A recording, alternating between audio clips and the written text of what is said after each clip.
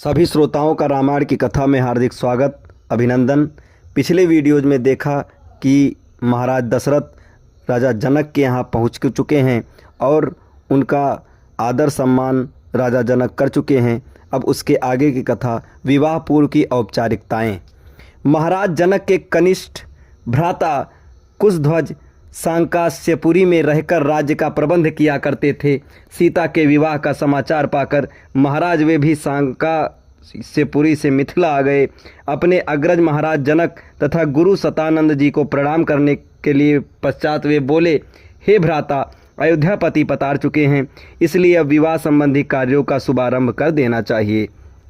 इस पर जनक जी ने सतानंद जी से कहा, हे गुरुवर, भाई कुशध्वज के कहने के अनुसार हमें सभी रीतियों और विधि विधानों के अनुसार कार्य प्रारंभ करना चाहिए।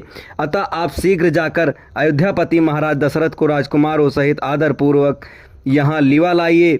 सतानंद जी जनवासे में महाराज दशरथ के पास पहुँचे और उनसे आदरपूर्वक बोले, महाराजाधिराज मिथिला नरेश महाराज जनक अपने कनिष्ठ भ्राता कुशध्वज परिजनों एवं समस्त मंत्रियों के साथ आपके दर्शन के लिए उत्सुक हैं और अपने दरबार में आपकी प्रतीक्षा कर रहे हैं, इसलिए आप अपने मंत्री सहित पधार कर उन्हें कृतार्थ कीजिए।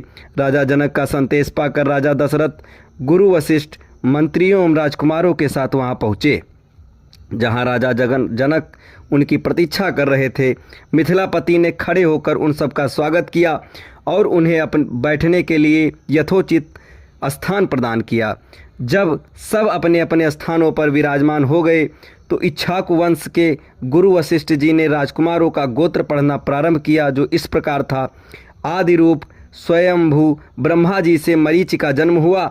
मरीच के पुत्र कश्यप हुए। कश्यप के विवस्वान और विवस्वान के वैवस्वत मनु हुए। वैवस्वत मनु के पुत्र इक्ष्वाकु हुए।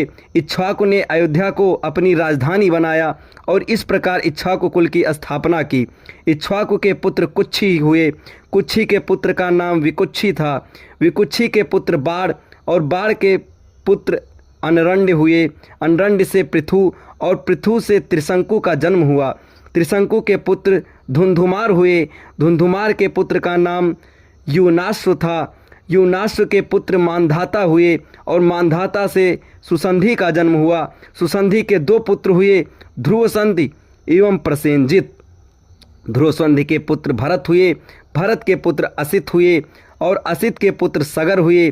सगर के पुत्र का नाम असमंज था। असमंज के पुत्र अंशुमान तथा अंशुमान के पुत्र